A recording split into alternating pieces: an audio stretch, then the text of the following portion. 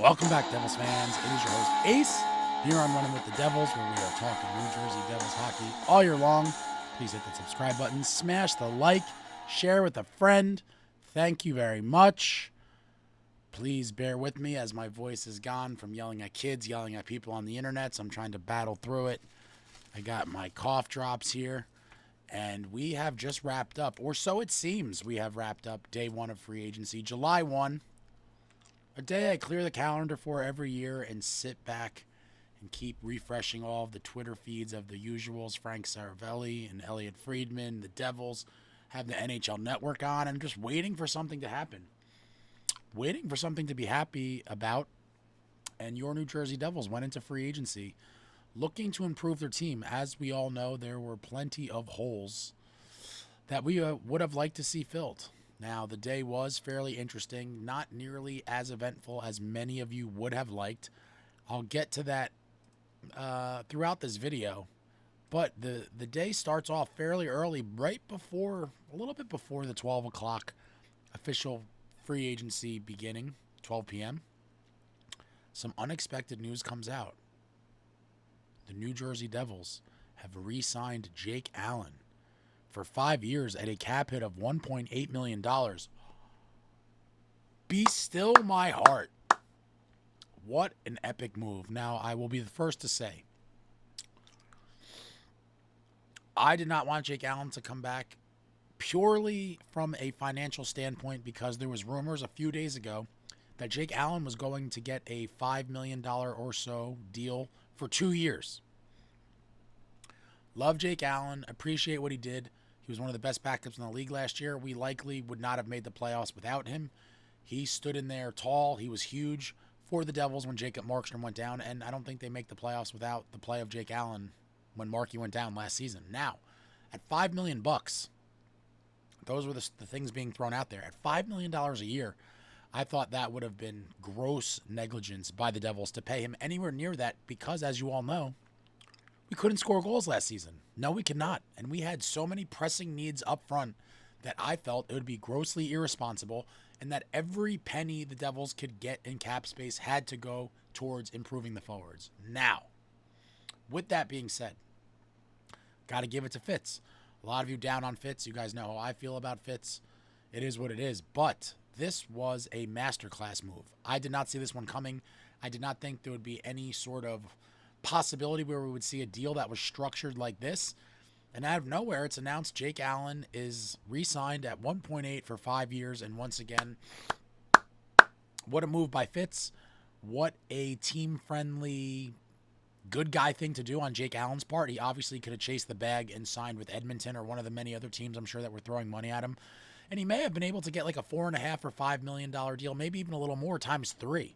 That's how coveted he would have been on the market, as he was the best goalie scheduled to hit free agency. There was not much out there. Jake Allen at the top of the class. He could have chased the money and taken the payday. Instead, he structures a super team-friendly deal for the New Jersey Devils to stay here, keep his family in New Jersey. I'm sure that went into a lot of it. There was an interview with him after. He talked about how he likes New Jersey and he believes in them, blah, blah, blah. All makes sense. Jake Allen, good guy of the day for sure. And a lot of people still had the, I guess, audacity to complain about the deal after because of the 5 years. That's a future problem. Listen, he's probably not going to play 5 years, obviously. He's 34 years old. If he does, God bless. I mean, that'd be amazing for him, and if he's still able to produce, in his late 30s. But the reality is, even if he plays 2 or 3 years and gets bought out or whatever at the end of the contract, relative pennies in the grand scheme of things, and not a concern whatsoever. That is a few years down the line, very, very small problem that I'm not going to focus on. So for anyone who hasn't really come around to it yet, this was an amazing deal by Fitz, a great move by Jake Allen, and our tandem will be back for the 25-26 season. Jacob Markstrom, Jake Allen. This does leave some question marks in terms of what the Devils see the future tandem in net to be years from now.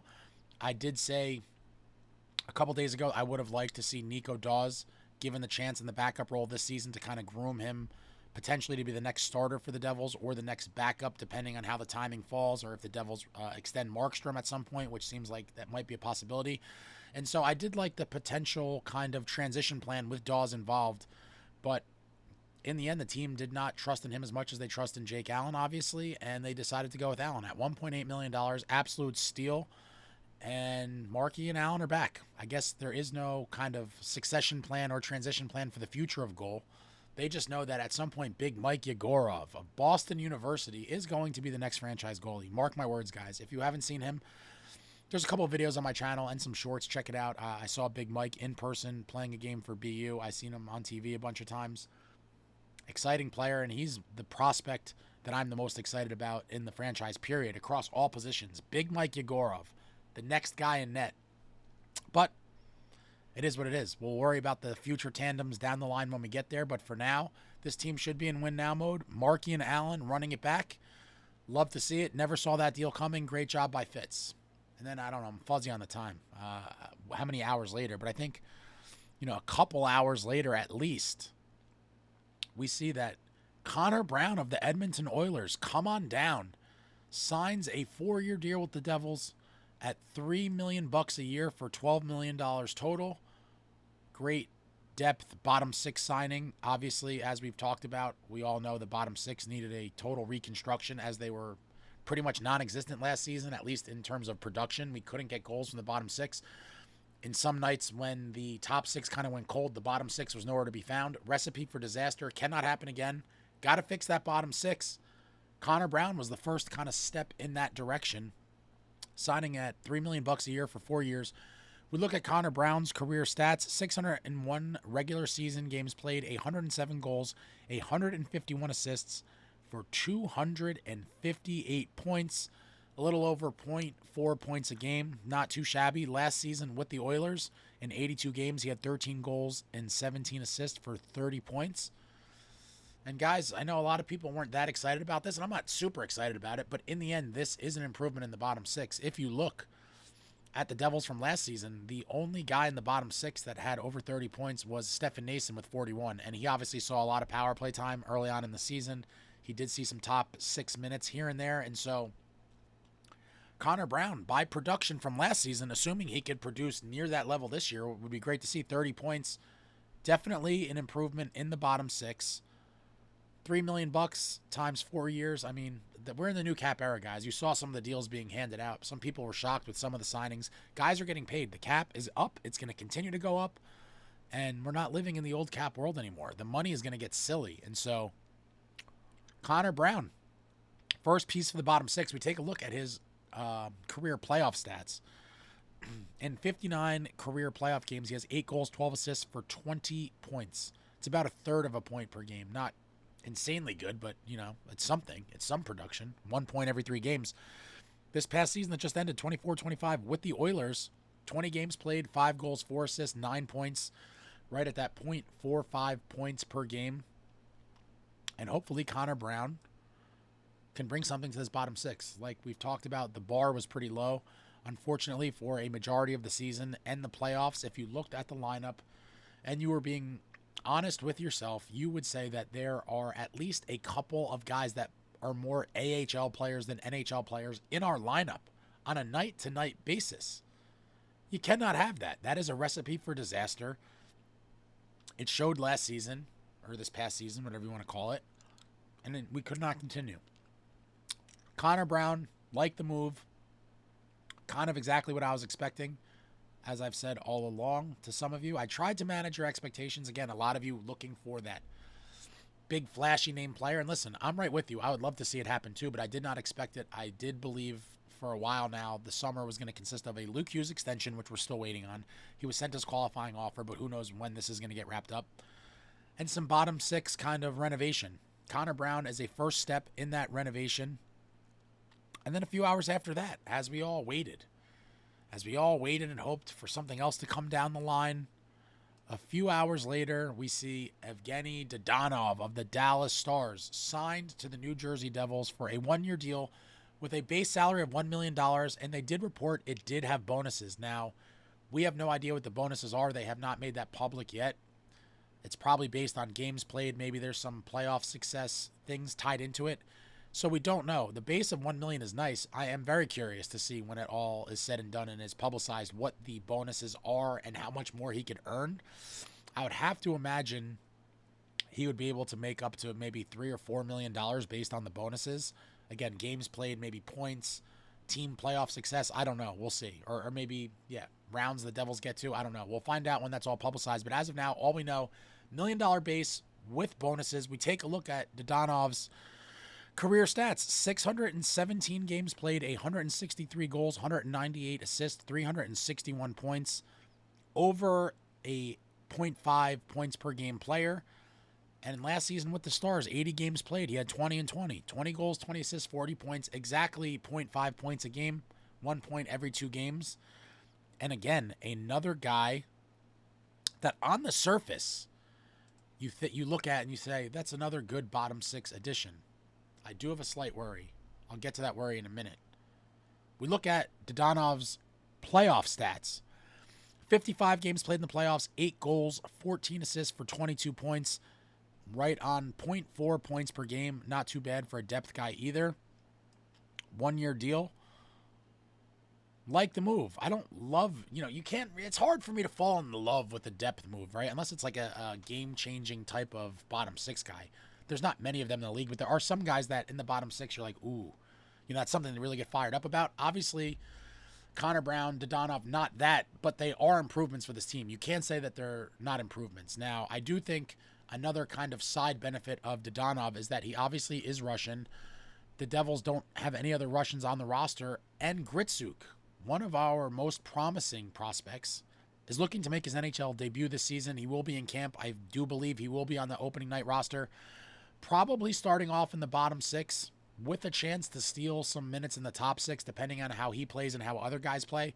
But I do think they like the idea of a veteran Russian to kind of mentor him and kind of help ease him into the NHL lifestyle, if you will, on and off the ice. And I think Dadonov will fit the bill perfectly for that. He's been around for a while, veteran. Probably will take Gritsuk under his wing and do a great job mentoring him, so I do like that. There's obviously going to be a language barrier for Gritsuk and pretty much everybody he comes in contact with on a day-to-day basis, and so Dadonov will definitely kind of help that transition for him. Now, the one thing I am a little skittish about with Dadonov is that, shout out to Steve the Maniac, by the way. We were texting about this, and it kind of, I thought it when it first happened, but then as Steve the Maniac texted me, it kind of really set in. Is this a bit of a Tatar 2.0 type signing that we saw from last year? And what I mean by that is, are the New Jersey Devils counting on Dadonov to be a contributor regularly in the top 6? And when you look at the lineup, you have to say that might be a thought process. Now, lots of us have been clamoring for a top 6 winger. My personal number one want for this team has been a top 6 winger, preferably a big bull type player, strong ox, to be on Jack's wing, play with him and Bratter. I think that's our number one need. That would really help propel this team towards a true contender. And then obviously the third line center is another glaring hole that the Devils really should look to address. That's pretty much everyone's top 2, I would say. Top 6 winger, top 3 center. We haven't seen it yet. But in terms of Dadonov, are the Devils counting on him as a guy that could potentially play in the top 6 regularly? Now, that I don't like. That's kind of like what they did last year with Tatar. And I understand why they did it last season with Tatar. We spent all of our cap money on defensemen, pretty much solidifying that D. Didn't have much left. Toffoli left. He was never replaced. And Fitz took a kind of low-risk, high-reward gamble on Tatar. It did not work out. Obviously, we auditioned guys kind of throughout the season for top 6 minutes. None of them really stuck or panned out the way you would like to see. And so we're kind of in that position again as it stands right now. Again, we have a very good top 4. Jack Hughes, Nico Hischier, Jesper Bratt, Timo Meier. But we're still missing 2 legit top 6 guys to really have a cup contending roster. Now, I did not expect to go out and get 2 top 6 guys immediately. Some of you are super unreasonable and you're expecting all these superstar names to come. Looking at the cap space and everything else kind of with how the Devils were set up going into July 1, if you really thought and believed that was going to happen, you are a little bit delusional. I hate to say it, a little bit delusional. But I do believe there was a path, or still is a path, I should say, to landing at least one legitimate top 6 guy to give you a top 5. I think that gives you a chance. There's tons of teams that probably don't have 6 legitimate top 6 guys. It's a great luxury to have, right? But right now we have a top 4. I would love to see it become a top 5. If we have 5 legit top 6 players and there's kind of one guy who's maybe a bit of a reach to be in the top 6, or, we audition a few guys there and see who does the best in the role, I could live with that. But right now with the top 4, it's a little tough, and it will be tough going forward. And if they believe Dadonov is just going to step in and be like a top 6 contributor on a nightly basis, I think that's a grave mistake. I really do. I think a legitimate top 6 guy must be brought in prior to the season. And I will say, if it's not done, the offseason was a failure in my opinion, because you can improve the bottom 6 all you want, but that is not going to make you a true cup contender. That is not going to win you playoff rounds regularly. And it's certainly not going to knock off the 3-time Eastern Conference champion and back-to-back Stanley Cup champion Florida Panthers. Every GM should be looking to craft a lineup, a roster, to take out the Panthers. They are the gold standard. You look at what Zito has done in Florida, can't sing his praises enough. Super jealous of the Panthers and their fans. They're just getting it done. And all their guys came back on hometown discounts. They're keeping the bands back together. They may win another couple cups easily in the next 3 or 4 years. They are the team to beat, and you got to have a roster to compete. Now, as it stands today, do I believe the Devils can compete? I mean, I don't think they're going to beat them. Hey, if the series was tomorrow with the roster as it stands today, I would say the Devils may win a game or two, maybe give them a little scare, but you truly cannot believe that the roster as it stands right now is constructed to compete with that. Now, with that being said, there is still time. There is still moves that could be made. Obviously, everyone looking at Andre Palat and Dougie Hamilton as contracts to potentially be moved out. Both of them had 10-team pre-approved trade list teams that went into effect today when free agency began. Obviously makes them much easier to move on from if Fitzgerald is in fact looking to move on from one or both of them. And everyone's looking for Palat to be moved out. I like Pally. Again, I understand why he's a target on his back. $6 million a year. That would be better spent elsewhere. It is what it is. I'm sure Fitz has put out some feelers to see if there is a home for him. There are some teams that will be looking to get to the cap floor, maybe a veteran like Palat, and especially in this new cap climate with all the contracts going crazy, maybe they'll take Palat with 2 years left at $6 million, But I'm sure that's something Fitz is actively working on. In terms of Dougie, I have made my thoughts clear about him for a while. I understand, again, why he has a target on his back because of his $9 million contract, but I do think the team would miss him desperately right now if they traded him. I think it's a little too early. Thrusting all that pressure onto Luke, maybe Nemitz, I just think it's a lot. I think, keep Dougie for another year and reassess next offseason because he does bring a lot of offense. And he's a vet. He's a vet and he's a big body. Granted, he's not the most physical player, but size does matter. And that shot, if we could get that shot from 22-23 back, that cannon blast that we saw, it would be great. But he still has a beautiful wrister. He still has great hockey sense. I like Dougie. I've defended him forever. Kind of a side tangent there. But 2 bottom 6 guys. Connorbrown, Dadonov. The bottom 6 is better. The bottom 6 is certainly better. And then as another depth move, how could I forget? Another short-term Devil from last season brought back Dennis Cholowski. One-way deal, $775,000. Not mad at it. Not mad at it. Fitz likes veterans. He likes to have an insurance policy in place. Johnny Kovacevic and Brendan Dillon were injured to end the season. It seems like Johnny Kovacevic will miss some time to start the season. And who knows what it is, right? The injuries are all very vague, and you never know what the reality is. And so he can miss a few months. He could miss more. Maybe he's back December, January. Maybe he's back in March. We don't know right now, but it seems like he certainly will miss the start of the season. And Brendan Dillon, I don't know how to feel about that one either. I feel like I've heard conflicting reports about that. Will he be ready to start the season? Will he not? And so if you could get a guy like Cholowski at $775,000 kind of as an insurance policy, I have no complaints. That's kind of a cover you're behind kind of move by Fitz. Again, with those injuries, do you want to rely on young kids like Nemitz and maybe Casey to be everyday NHL defensemen immediately? I'm going to say I don't. And so I got to side with Fitz here. For $775,000 to have that peace of mind, money well spent, because we did see back in 23-24 with Nemitz and Luke Hughes playing big minutes as rookies, we went through the growing pains, and we absolutely cannot afford to do that again this upcoming season because this has to be it. We got to start making the push. Win now. There's Nico Hischier's 2 years left on his contract. Hope he retires a Devil. Hope we win some cups with him, but there is no guarantee. Markey's a win-now player. Our core is aging. It's time to kind of push some of those chips in the middle. But Cholowski, not mad at it. $775,000 as an insurance defenseman. We'll see how that plays out. And there was some minor league signings. I'm not going to get into all those for the sake of time, maybe in a future video. But those are the main pieces. On July 1, Jake Allen re-signed at a super team-friendly 1.8 times 5. No one saw that coming. Great move by Fitz. Connorbrown signed for 4 years at $3 million a pop. Definite improvement to the bottom six. Dadonov comes in on a 1-year deal with a $1 million base. We don't know his incentives for the bonuses yet. Those will probably come out soon. But again, great bottom six piece. If they do have him kind of earmarked for that top six, I am worried. I want a legit top six guy before the season starts. Sadly, I don't think it's going to happen, but I want to see it happen, and it should happen. We need it. We absolutely need it. Can't keep rolling out the big four. We need a big five. We need a big five. And there's plenty of guys out there that we realistically could target in trade. We have the ammo. Got to use some of those assets. Get win now pieces, get a top six winger, and preferably get a 3C as well. But I like the Dadonov move, and then Cholowski as the insurance defenseman. Not a bad day one. Overall, the team is improved. However, there's always a however, right, guys? However, are these significant move the team forward type of moves? I'm going to say no.